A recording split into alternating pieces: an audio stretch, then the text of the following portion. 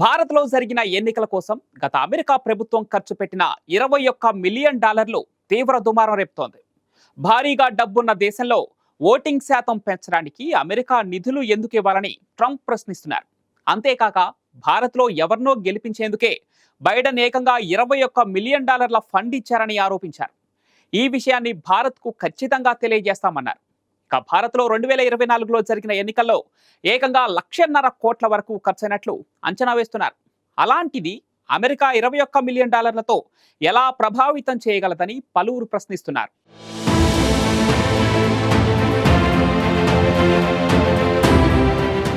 భారత్లో జరిగిన ఎన్నికల్లో ఓటింగ్ శాతాన్ని పెంచేందుకు అప్పటి అమెరికా అధ్యక్షుడు 21 మిలియన్ డాలర్లు ఫండ్ ఇవ్వడం ఇప్పుడు రెండు దేశాల మధ్య తీవ్ర వివాదం నెలకొంది. అమెరికా ప్రభుత్వం చేస్తున్న వృధా ఖర్చులను తగ్గించేలా Trump department of government efficiency పేరుతో కొత్త శాఖను ఏర్పాటు చేశారు. మస్క్ నేతృత్వంలోని ఈ శాఖ అమెరికా ప్రభుత్వం చేస్తున్న ఖర్చులపై ఆరా తీసింది. ఇందులో భాగంగా అమెరికా పలు దేశాలకు భారీగా నిధులు సమకూరుస్తున్నట్లు గుర్తించింది. భారత్లో ఓటింగ్ శాతాన్ని పెంచేందుకు బైడెన్ ప్రభుత్వం 21 మిలియన్ డాలర్లు ఇవ్వడంపై ట్రంప్ ఆగ్రహం వ్యక్తం చేశారు. భారత్ ధనిక దేశమని, అసలు ఆ దేశంలో ఓటింగ్ పెంచేందుకు అమెరికా ఎందుకు ఖర్చు పెట్టాలి?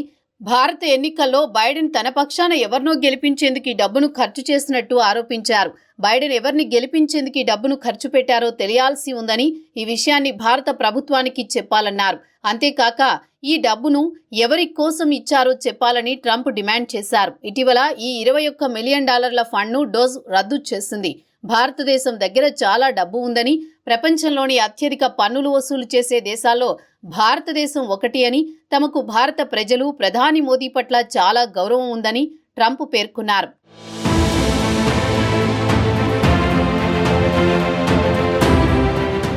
ఇటీవల ఇతర దేశాలకు అమెరికా అందిస్తున్న నిధుల జాబితాను డోజ్ విభాగం విడుదల చేసింది. ప్రపంచ దేశాలకు గత జో బైడెన్ ప్రభుత్వం మొత్తం 486 మిలియన్ డాలర్లు కేటాయించిందని, ఇందుకోసం అమెరికాలో consortium for election and political process strengthening కార్యక్రమం అమలులో ఉందని డోజ్ విభాగం తెలిపింది. ఈ 486 మిలియన్ డాలర్లు బడ్జెట్ భారత్తో పాటు పొరుగు దేశాలైన బంగ్లాదేశ్, నేపాల్ దేశాలకు ఫండ్ ఇచ్చింది. అయితే ఇప్పుడు ఈ మొత్తం కేటాయింపులను డోజ్ విభాగం రద్దు చేసింది. ఈ నిధులన్నీ అమెరికా ప్రజల నుంచి పన్నుల రూపంలో సంపాదించినవేనని డోజ్ తెలిపింది. ప్రేగ్ దేశం సివిల్ సొసైటీ సెంటర్ కోసం 32 మిలియన్లు, మోల్డోవాకు 22 మిలియన్ డాలర్లు, నేపాల్కు 39 మిలియన్ డాలర్లు, మాలీ దేశంలో సామాజిక అభివృద్ధి పేరుతో 14 మిలియన్లు, సెర్బియాకు 14 మిలియన్లను గత బైడెన్ ప్రభుత్వం కేటాయించింది. బైడెన్ ప్రభుత్వం నిధుల కేటాయింపుపై భారత్లోని అధికార పార్టీ బీజేపీ మండిపడింది.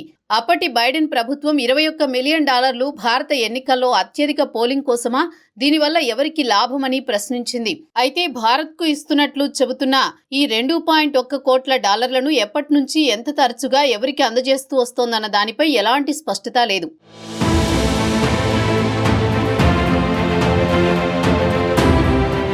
నరేంద్ర మోదీ అమెరికాలో పర్యటన ముగిసిన వెంటనే ఎలన్ మస్క్ నేతృత్వంలోని డోజ్ విభాగం భారత్కు ఆర్థిక సాయాన్ని నిలిపివేయాలని నిర్ణయం తీసుకుంది. ఈ నిర్ణయం కేవలం భారత్కే పరిమితం కాలేదు. పాకిస్తాన్, బంగ్లాదేశ్, నేపాల్ తదితర దేశాలకు అందించే ఆర్థిక సాయాన్ని కూడా నిలిపివేస్తూ అమెరికా ప్రభుత్వ ఖర్చులు తగ్గించేందుకు ఈ నిర్ణయాలు చాలా అవసరమని తెలిపింది. యుఎస్ ఎయిడ్ ద్వారా పలు దేశాల్లో అభివృద్ధి కార్యక్రమాలకు అమెరికా నిధులు అందజేస్తోంది. అయితే ఇదో నేర సంస్థ అని, రాడికల్స్ దీన్ని నడుపుతున్నారంటూ డొనాల్డ్ ట్రంప్, ఎలన్ మస్క్లు ఆరోపిస్తూ ఇతర దేశాలకు ఇచ్చే నిధుల్లో కోత విధించారు. 2024లో భారత్లో జరిగిన లోక్సభ ఎన్నికల్లో పోలింగ్ సామాగ్రి, సిబ్బంది జీతాలు, ఓటింగ్పై అవగాహన కార్యక్రమాలు, ఎన్నికల కమిషన్ ఖర్చుతో పాటు పోటీలో ఉన్న అభ్యర్థులు చేసిన ఖర్చు ఏకంగా 1.35 లక్షల కోట్ల వరకు ఉంటుందని అంచనా వేస్తున్నారు. అమెరికా అధ్యక్ష ఎన్నికలతో పోలిస్తే ఇది భారీ ఖర్చుగానే అవుతుంది.